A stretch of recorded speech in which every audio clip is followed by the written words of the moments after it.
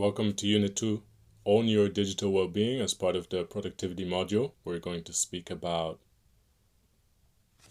getting distance from the screen so we can focus on ourselves, so we can tune into our bodies and make decisions from the gut to live our best life, to say yes to what we want to say yes to and say no to what we want to say no to without hesitation, without second thought, without afterthought, without regret. This already gets started on why is it important to own your digital well-being.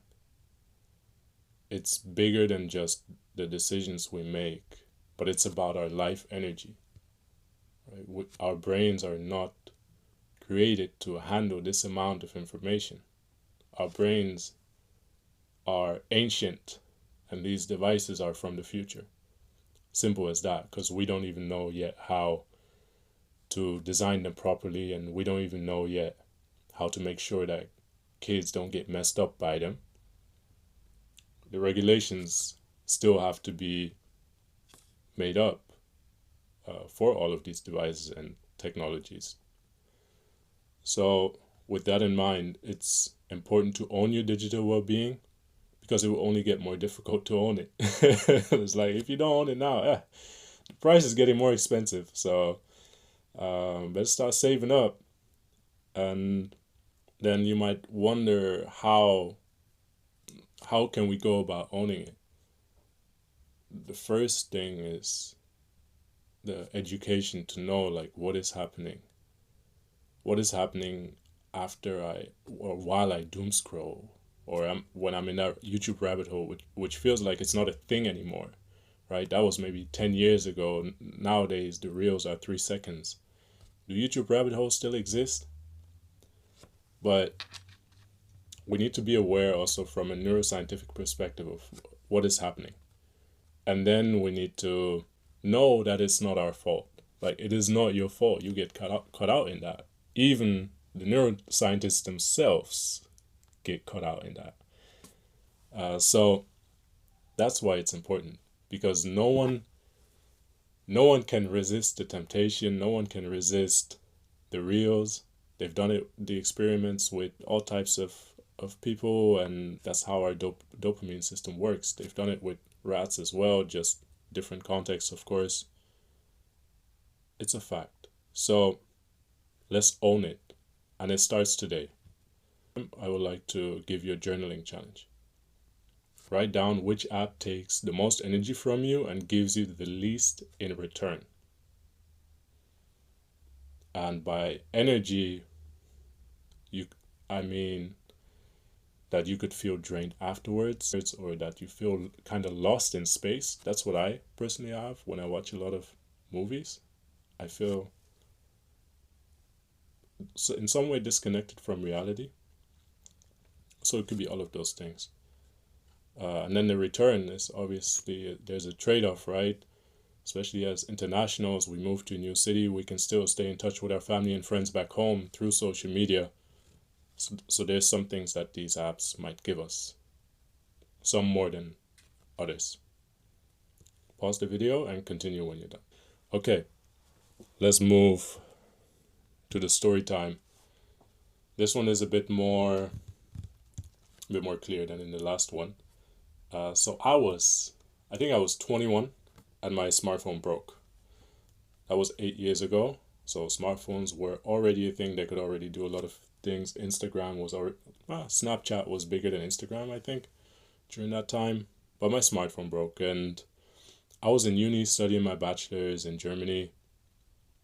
And I was the happiest person for like 2 months, because I deliberately decided to get a dumb phone instead. Because I was like, hey, this is the moment. If not now, when? And so I had a dumb phone for 2 months. My sleep was amazing. And I think it was the fact that I had so little information coming in, especially after waking up and especially when going to bed, that I just felt this incredible sense of presence, which is rare. And even today, as I'm very aware and I have a lot of systems in place that keep me in the moment and not overwhelmed with notifications, if I think back to that time, I was incredibly immersed into every day, and every day also went by super slowly. So maybe you've experienced something like that before. Maybe you think back to your childhood, and that's where those memories are. But yeah, I think it's worth reminding ourselves of what it was like before. And if you're so young that you haven't experienced that, it's definitely worth trying it out and experiencing it, going through the cold turkey detox for that feeling, because it's yeah, it's life literally. All right.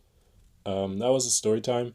So this one is a bit of a shorter one, but I do have more than recommended resources for this. I have some actions as well afterwards.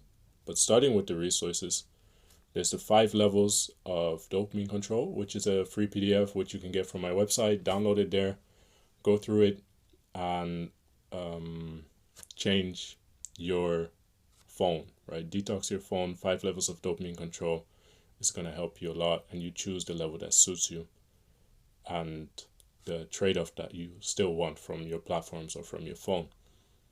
The other book is Digital Minimalism by Cal Newport. I actually have it right here. Yeah. So that's a really great book which talks a bit more about the philosophy behind it of what he coins digital minimalism. So it's really nice to get an entry into what a digitally minimalist, decluttered life can be like, from an author who actually doesn't use, I think he doesn't use social media. I'm not sure about his smartphone, but he comes from a very different perspective, and he also mentions that, and I think it's powerful. So yeah, if you want a more abstract philosophical approach to the topic, get the book. If you want hands-on practical tips, download my PDF, Detox Your Phone, 5 Levels of Dopamine Control, and change your phone design today. I used to be a designer, so it's all design informed right here. I know how they design these apps, and make a change to be a more focused, more clear you. Let go of brain fog, get your memory sharp, and move forward through this life with intention. See you in the next unit.